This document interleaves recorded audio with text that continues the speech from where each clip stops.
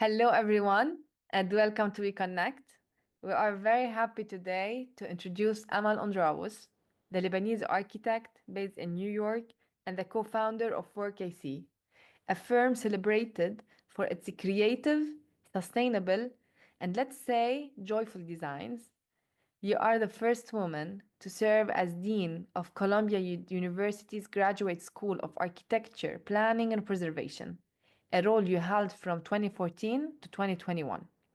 Your career spans teaching at top universities like Princeton and Harvard, writing influential books on architecture, and leading projects that beautifully connect urban life with nature. Globally recognized, your honors include being named an honorary fellow of the Royal Architecture Institute of Canada. Your work reflects a profound commitment to pushing the boundaries of design and of education. It's truly a pleasure to have you here with us on WeConnect. I will begin with the first question.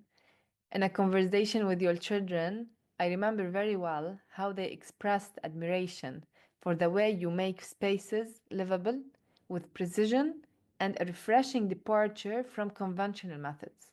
How do you respond to their view of your design philosophy?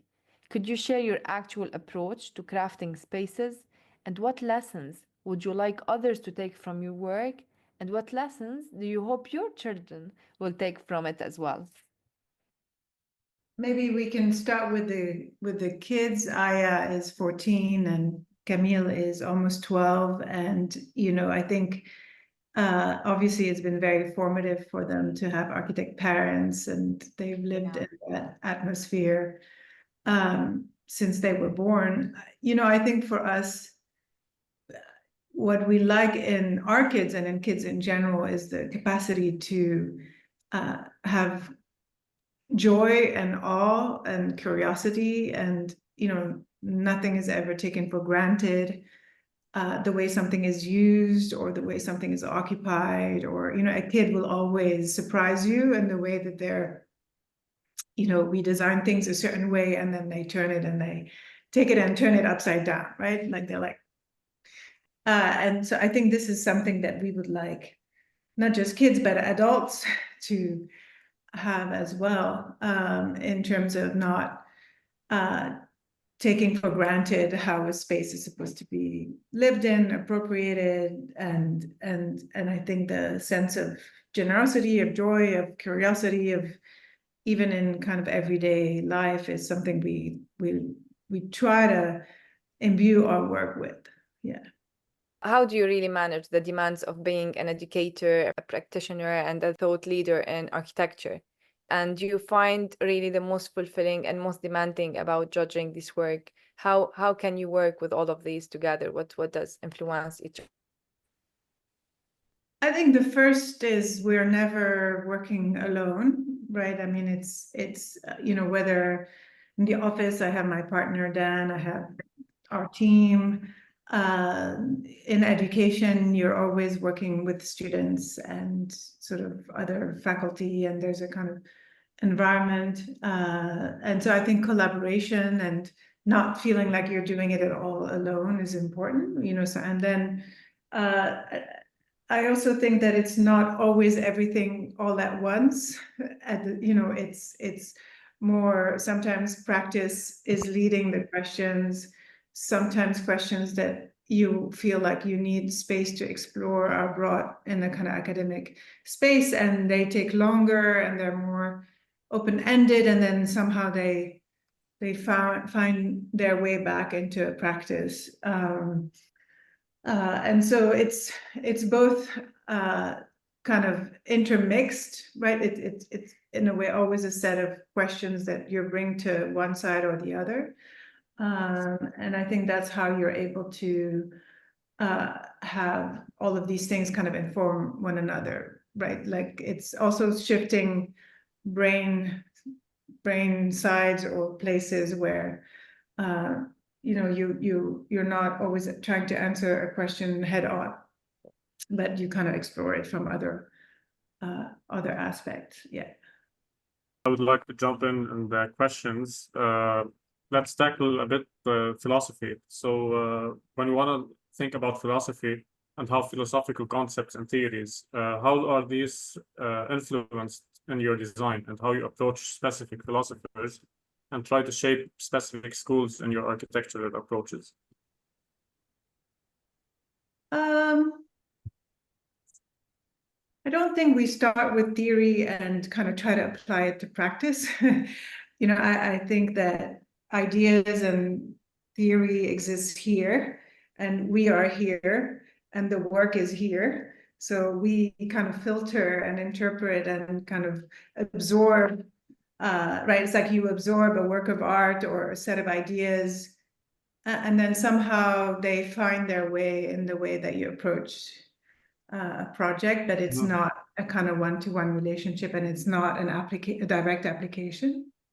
So how can you really navigate with the students when they are thinking about traditional architecture and theory and architecture, and then they went to practices, and we can also feel the revolution in what they had. It's happening. Some of them, they refuse what's happened before, and they want another aspect for the future. So how really do you work with these with this feeling for architects? Right. So this is where theory becomes important, for example. As Timothy Mitchell said, right, tradition is an effect of modernity, right? So you start by undermining the idea that tradition and modernity are set in opposition, right? It's modernity that created the idea of tradition. So this is a perfect example, which comes a lot from my seminar on the Arab city and all these ideas that you create these oppositions, and then somehow you're supposed to resolve them. Whereas you could start by saying these are not in opposition. Tradition is modern, or it can be modern, and something that is contemporary can be incredibly conservative. So it has nothing to do. I think you have to establish a set of values that are progressive, that are, the values that you believe in. Shared space across many different kinds of people, or the concept of inclusivity, let's say, or what that means, or a concept of accessibility, or whatever. And then whether it's traditional or modern, or it doesn't matter. Like you're going to look through history, you're going to look through culture, you're going to find examples where these things these values were made physical or spatial or cultural. Does that make sense? Yes. But do you think that we need a revolution now in architecture? We need to reshape the way that it's going, or not? Or do you believe in this way that's happening today? Well, first I would ask you, what do you think is happening today? Because it's unclear. Or I think first you have to define what it is you feel we should. There's many things happening today, so Yeah. right at the same time. So which are the things you think we should resist, and which are the things we should promote? Yeah, I think as well about the sustainability approach. Mm-hmm. Where are we going with this? So after 100 years, for example, what's our heritage? What we're building today is gonna be really a heritage, the emotional heritage also. So what's really happening with the track of architecture? I think I think in our work we try not to generalize, right? So that's why it's great to be an architect, because there's the material is always there, and there are always people, and there is always place, and they make you focus, right? But I think what you're, of course, it's there's a climate emergency, and I think in the ways that we engage and address this emergency, that's very crucial. One building can't make the difference, but one building can start to open up ways that we can engage with these questions. On the question of a kind of homogenization of architecture that we've seen with sort of corporate, right, the kind of corporate carpet rolling of corporate models, especially I think in the UAE, or right, it's just like, right, like, I think these are today undesirable, and we need to be more specific. And so I think what I love about architecture is that instead of you can ask big questions, but then you have to focus those questions on specific projects or context, and the answers may be slightly different depending on that context. Yeah. Yes, I got it. So A kind of all-out blanket revolution is not always very useful, because it's you know, I think it's the ideas need to be shared. There's a kind of I do believe that we need a kind of shared progressive ambition for architecture across contexts, but how these are implemented or experimented with, I think, is specific. If we want to talk about managing educational perspectives, how did you navigate the interests of students pursuing traditional architecture versus those advocating for subversive changes? Were you able to find a common ground between these viewpoints? When I was dean, I was very interested in decentering the field, right? Like bringing very many different voices from different parts of the world, kind of trying to not be so Eurocentric, so kind of canonical, or try to kind of undo these questions. And so I think first opening up to a very broad range of voices and experiences is one way to decenter this kind of technological focus, right? Yeah. Where somehow this faith that technology is going to save us, or that we, it's because there's a new tool that architecture is going to change. I think these voices kind of undermine immediately these. Again, it goes back to what is modern, what is progressive, regardless of the tool of the technology. So that's number one. And I think in general, students are not there. I really believe that the students today are not as, at least the students that I kind of know, are not as obsessed with technology as they were, let's say, in the 90s, or right where, the kind of era of Zaha Hadid, or right where there was a kind of, you had this sense that there was a kind of paradigm shift as a result of the computer. I don't think we're there yet, or I don't think we're there at all. I think there is a desire to find the right tool or the right approach, or, regardless of whether it's from 500 years or from, tomorrow, to address questions. And then the other thing is, I think as dean, I felt, and as teacher, I don't have this kind of paternal guiding the kids. I think the kids are guiding us, right? I think the kids are asking the tough questions, and we're the ones sometimes who are not able to answer them in the way that we should. So I really find that it's a different. I remember this weird. There was a dinner with this architect. He was like, I had just become dean. You cannot lead from behind. And I'm like, oh, I don't think being on the side of students and supporting students is leading from behind. I think it's actually being part of the future. And I think that I think kids today, students today are really, look at what's happening on campuses, and they are the only hope, right?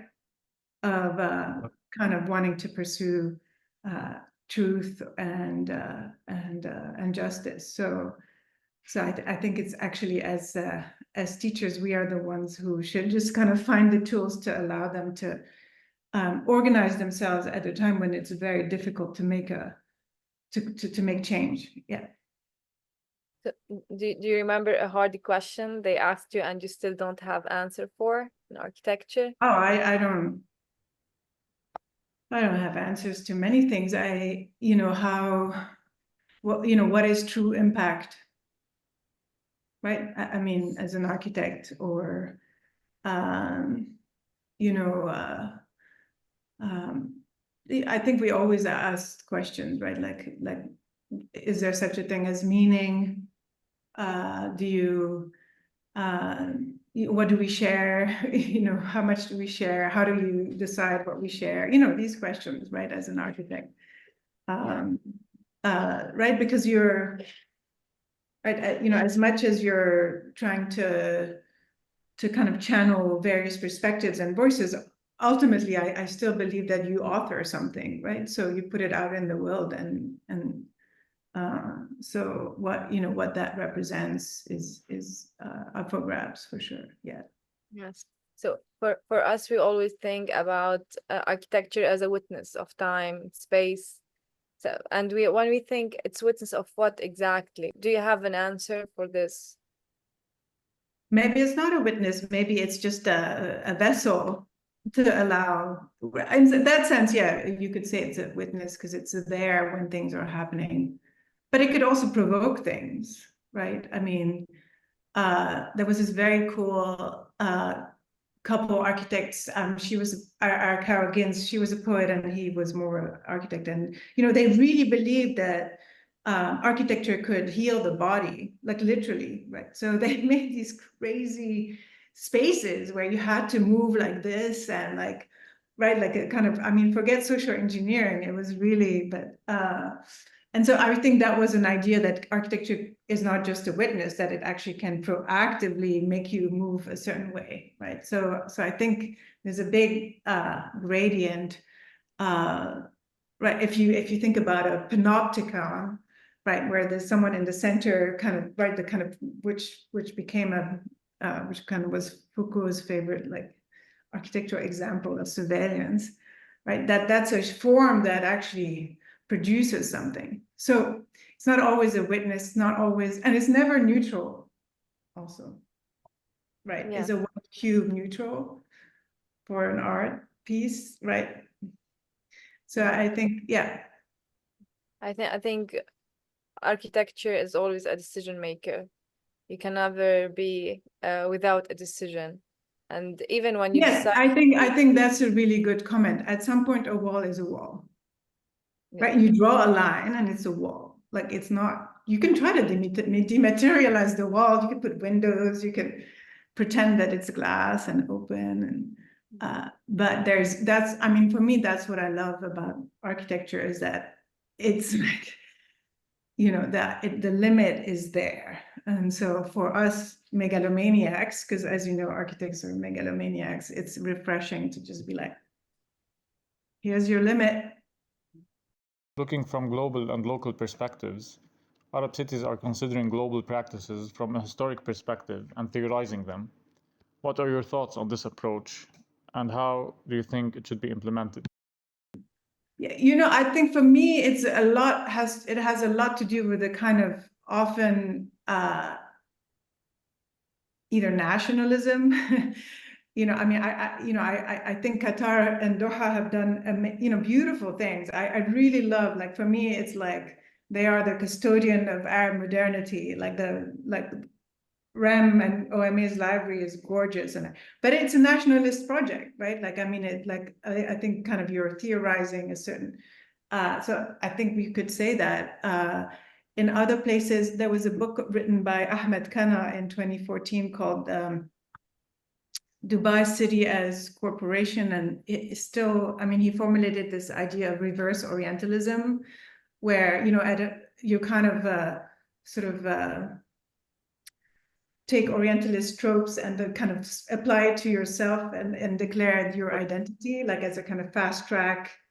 Like, hey, we can do tradition and modernity together. Look, we are the only ones. Secular Arabs couldn't do it, but we can hold together Islam and modernism, right? Like, so I think these are, for me, unfortunately, a lot of this theorizing serves these kinds of purposes that are in the region very top down in terms of their mission, which architecture has always served, right? I mean, like, so I think you have to take it and then kind of try to find a sort of interesting, kind of try to subvert that a little bit. And I think the subversion is just people, like young people, and they're not like, again, like they're not like so rigid in how they approach these things, right? They have no issue with mixing things, and so I think that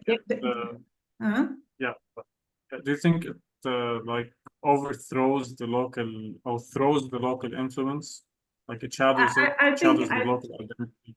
I don't think you have to set global and local in opposition, right? Again, like I think, right, like I think Yeah. the way we live, we're constantly mixing the we're both here and everywhere at the same time, and somehow we're kind of navigating that today, right? So I think as an architect, you can I think you can ground the whatever project you're doing, and who are you serving? What is it that they need to do? How are you advancing a set of ideas, right? It's much more, and I think when you get into it, Sure. we're doing this cultural center in Muscat, and it was amazing. We had a series of conversations with artists and kind of designers and kind of social like influencers, whatever, and like in their work, they don't oppose things. It's only when you ask them the question, they're like, well, how can we do tradition and modernity together? And you're like, but you're doing it every day. Like, what? Don't even ask the question, right? Like you're hybridizing. And so I think when it becomes specific, in architecture, it's easy to go beyond these questions. Yeah. Today, literature and libraries face significant challenges. And as a writer, you have previously highlighted the importance of architects writing to document their practices and approaches to architecture. So, in an era where some proclaim the end of the book, what motivates the continued construction of libraries? And how do you perceive the evolution of books reflecting the progression of architecture? Additionally, if you could recommend one architectural book that you consider essential reading, which would it be and why? Well, architects are usually terrible writers, so I'm surprised I said that. But if we were better writers, we might be better architects because we could use some serious editing in our thoughts and the way we speak and write. I think writing is an amazing mode of boiling down kind of ideas and arguments, and so I think it's helpful, and it creates a certain distance. And like in architecture, you can hold two ideas, you can build two contradictory ideas and hold them together, like because it's right. I think in writing, it's hard to keep things unresolved somehow. So I think it kind of forces, it's a different limit. The end of the book was declared, I think, in the 90s when the iPad and the kind of Kindle, whatever came out at the time, and Dan was working on the Seattle Public Library. But the book has never died. I mean, people are writing and people are reading, and libraries, I think, are the last, at least here in the US, they're like the last public building typology that exists, and they're amazing. I mean, they are community centers. They are, during COVID, they became vaccination centers. They are places where immigrants go to learn English as a second language, or even not just immigrants, but people whose first language is not English can get classes. They are places where, a young parent can go and bring their kids for story time. They've become such neighborhood anchors. We love, I don't think libraries will. I think they have such a crucial role today, still more than ever. Even if it's not, and it's not just about the book. It's really about coming together. We did these community centers in Mexico City called Pilares. It's part of a program that actually the new president was the mayor of Mexico City at the time. And they're not libraries, but they're really places where people come together and they can read, they can do exercise, they can in underserved neighborhoods. And, this is where they come to organize politically or to. So I think these kinds of types are really still crucial. Yeah. Yeah. So if you want to give us a book to read for really the people that they want to do architecture, they want to have a better perspective. I don't know if it's a little bit what I said about, like, I don't know if you have to read a book about architecture to have a perspective about architecture, or maybe you need to read a book that inspires you and somehow you bring it to architecture. which I think is more, I'm reading this book, actually Dan and I are reading it as an audiobook by this author called Doris Lessing, and it's called The Golden Notebook, or No Golden Notebooks. It's unbelievable. I mean, she writes about these women in the 50s, and it's who were kind of independent and didn't get married, and it's like I'm mentioning it because it is in a way spatial. It's like it's about this particular the main character writes different stories in different notebooks. Each one has a different color, and the notebooks are almost layered within one another, and the stories are layered. They're like unbelievably spatial, and also this kind of twist in time, and it's talking about the kind of disillusionment of the left and the kind of people who were disillusioned with the Communist Party at the time, and there are parallels with today, and it's it's just like, and it's just like, it's such a construct. For me, that is a book that right now, if architecture can have this kind of complexity where it's about this moment, but also about resonating with past moments, and still, in the book, the main character is still like holds on to progressive ideas, even though she's totally disillusioned. I think it speaks to our moment. So that would be a book it's big. We will read it. Yeah. So, and I would like to jump directly to the second question, because we always ask, so if you want to convey a message to professions like Peter Eisenman, what would you say for him? Peter Eisenman? Yeah. Oh, he's the one who said, you can't lead from behind, when I told him that we should support and work with the students. So I already said what I said. Okay. I think we're not teaching students are teaching us. So I already told him what I wanted to say. So okay. So Robert Venturi. How about other? I don't know. These figures are not that interesting for me. Like, it's exactly the kind of figures that I don't know that they are.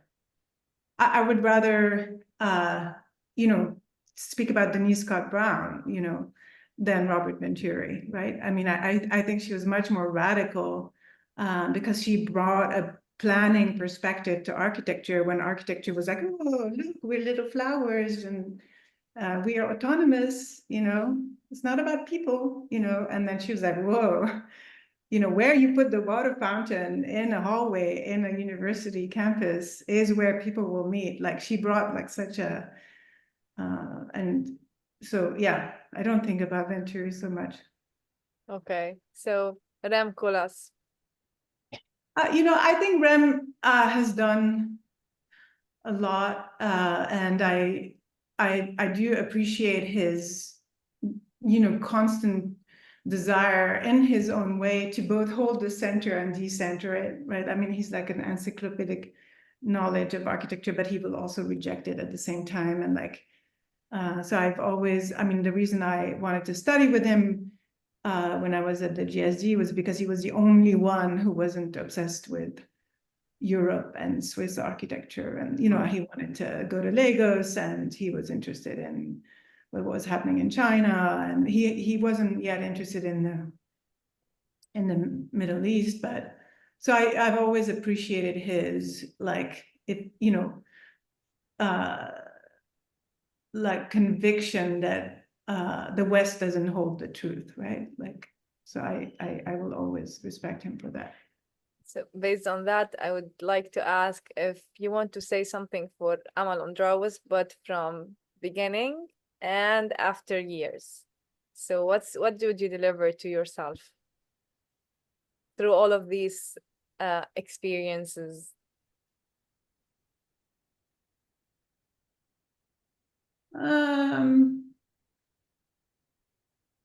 I think I have a less macho approach to running an office than I used to. So that's a good thing. I feel like it's better to have a warm and fuzzy office than an office where people feel like, they have to stay up late. I like I'm like at 6 o'clock, I'm like, everybody go home, please just go home. Like, it's just go home. Yeah, that's very important. Yes. Okay. And I don't think I came from that genealogy in office work. Yeah, I totally agree as well. So what should you choose your profession to be if you're not an architect and you want to do a big impact on this community On the architectural community or in general? Other than architecture. other than architect? Oh, We have a lot of problems in this world, or let's not say problems, let's say problematics. I still, I feel like psychoanalysis is underrated. Like it was so big and then it kind of got replaced with medication and the kind of technology of the brain and I think you find a lot of people are turning to like self-care and like these kind of very self-help, because there's a need to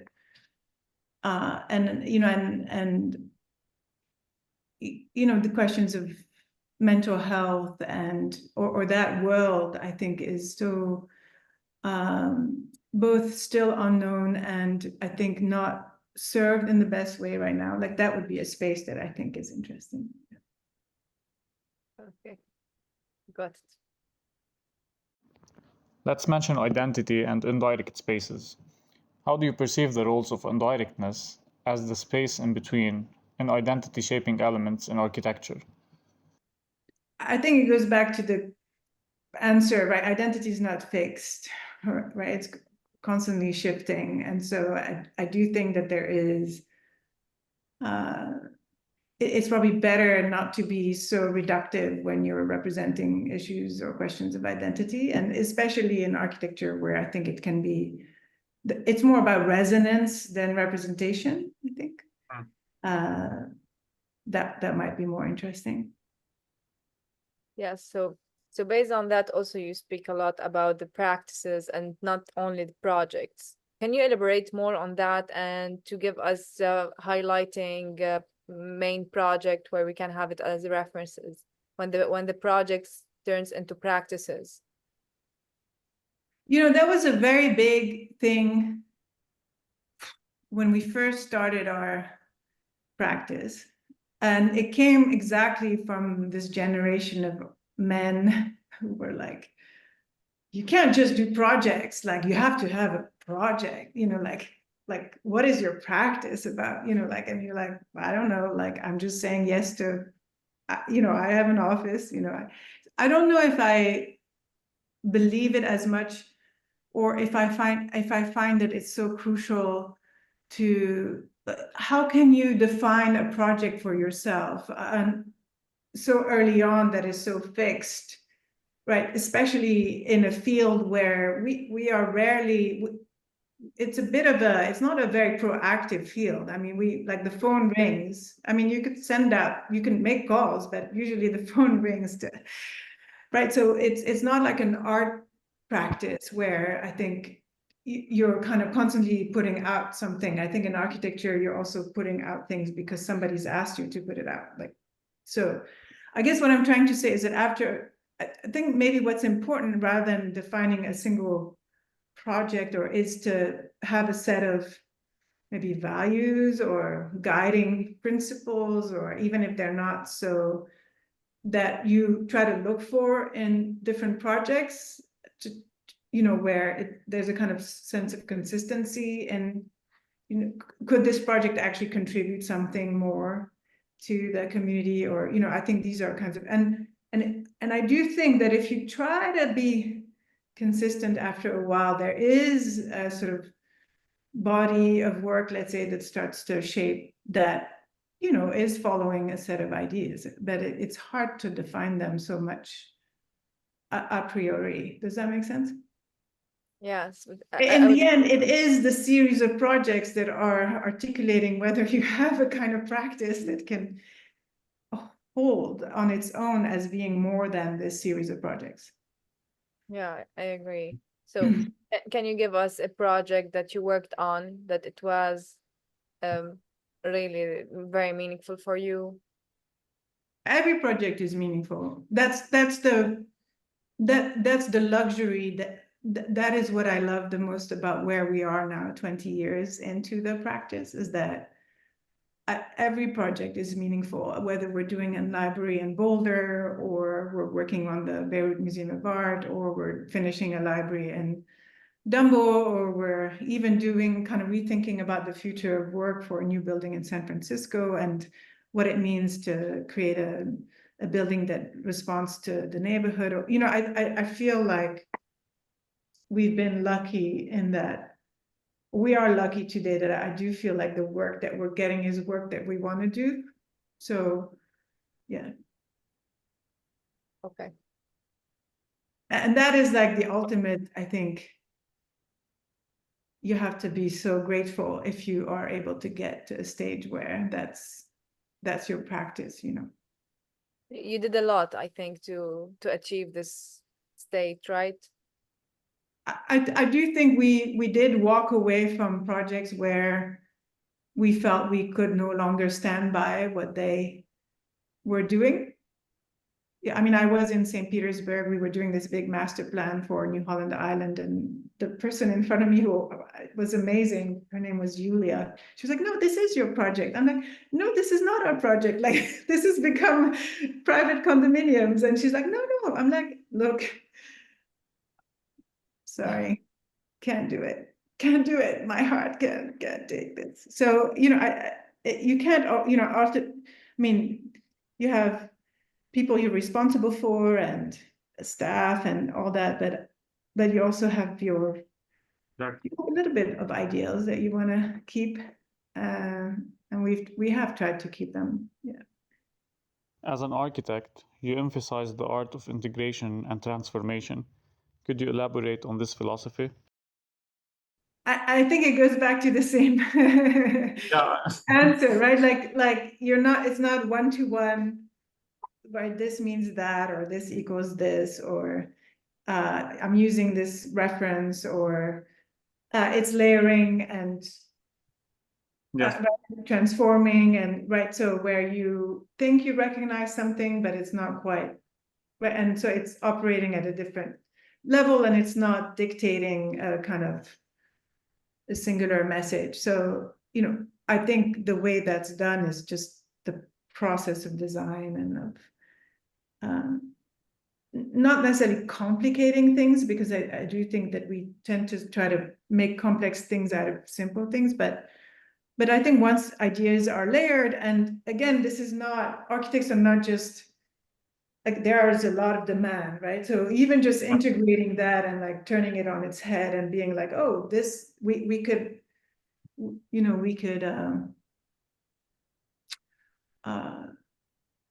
like sometimes you look at a program as very generic, and then you're like, oh, hey, what is this mailbox piece that's happened to us in the RISD Student Center? Like, this could be so interesting to rethink the mail, the mail room for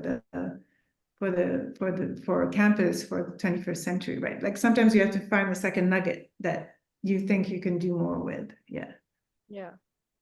So if you like to say one advice for every architect, we want to be a part of this interesting field, part of the meaningful architecture, because we have a lot of doors in this profession. Yeah. You should take a decision. Sooner or later, you will take this decision, as you said before. So what would this advice be? Only one, an ultimate one. I think I would say two things. It's not linear, right? Sometimes you need a job, and it's okay, right?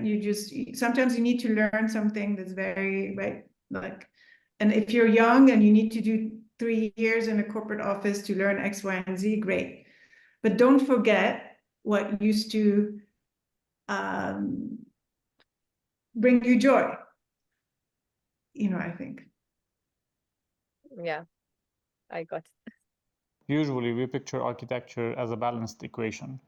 So in your opinion, what is the fundamental input that balances this equation? And is it achievable to create a space that lives through all time and space and might have or generate a spirit? One, I think it's nicer, it's more interesting not to balance the equation. Because I think if you balance the equation, then things don't change. Right? I think if the equation is a little imbalanced, then you're, maybe there's a push, right? It's like right? I think maybe that's number one. Number two, again, I think it's just not abstract. I think, who are you designing for? Where is it? What is it for? I mean, these are very tangible questions. And I think if you engage really with those questions and the people and the place and the environment and I do think that with and you bring a kind of as much integrity as you can to that process of engagement, I think you can still produce something that can serve its purpose for some time. It's not an essential. What I don't like about the Genius Loci, which quite frankly I don't even remember, it has a kind of essentialist, right, quality. It's kind of always there, but what is always there? I mean, things are always changing. So you're capturing something at a certain time, and you're hoping that you're capturing it with enough depth that it has a bit of a runway. Thank you so much. I would also like to ask you about emotional heritage and emotional buildings. So what can you elaborate in this topic? We're writing about it now, and we're mentioning the anthropology project that you did in your office. So it's a living entity. So, and we're also writing about it. So can you please elaborate something concerning that? I would like to go back to the kids, which is, their emotions are right there, and they can flip from one to the next, right? They let go pretty easily, and then they're like off to the next one. And I think, with anthropology, and we just exactly wanted to try to have this moment of surprise. You walk in, there's a courtyard in the middle of the store with an orange tree, which, where the side of the store used to be an orange tree.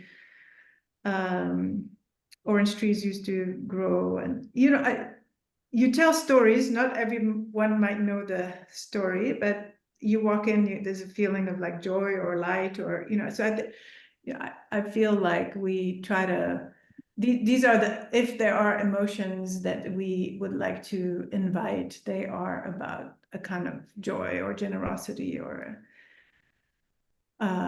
sort of feeling kind of connected somehow. Yeah. Thank you. Thank you so much for your time. It was really a very beautiful discussion. I hope you enjoy it as well. Yes, I did. And there's a few professions where you get better with time. Architecture, I think you can get better with time, and I think that's a gift, right? And I think you're doing an amazing job, and we're all proud really to be this kind of architects. So I hope the best for you. Thank you both. Thanks for putting together this interview and the work that you're doing and the questions that you're asking, and I think you also are thought leaders in your own ways, and I'm sure are influencing, and which is great. Thank you. We try to learn from the best. Yeah, I'm learning from you, remember?